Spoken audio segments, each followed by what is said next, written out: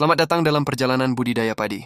Menanam padi bukan sekadar menancapkan bibit di lumpur, melainkan seni mengawal setiap fase kehidupannya. Untuk mendapatkan panen yang melimpah, kita harus memahami 3 fase utama, vegetatif, primordia, dan generatif. Mari kita bedah satu persatu, agar perawatan yang kita berikan tepat sasaran. Kita mulai dari fase vegetatif. Fase ini dimulai sejak benih berkecambah, hingga tanaman mulai membentuk anakan secara maksimal. Biasanya fase ini berlangsung dari hari pertama hingga 40 atau 45 hari setelah tanam. Pada tahap ini, fokus utama tanaman adalah membangun pabrik produksinya. Akar mulai mencengkeram kuat, dan daun-daun hijau mulai bermunculan untuk menangkap sinar matahari. Inilah saat yang paling tepat bagi petani untuk memberikan asupan nitrogen yang tinggi.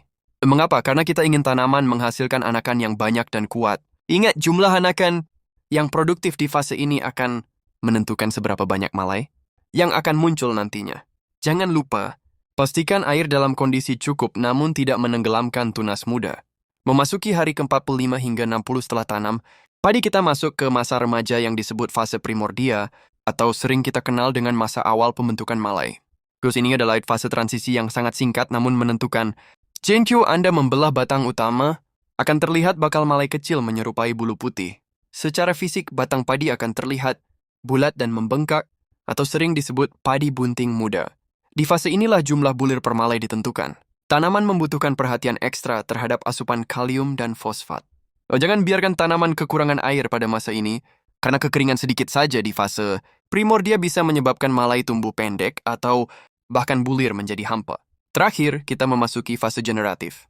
Dimulai sekitar hari ke-60 atau 65 setelah tanam hingga masa panen tiba di hari ke-10 atau 120. Inilah saat yang kita tunggu-tunggu, di mana malai mulai keluar secara serempak.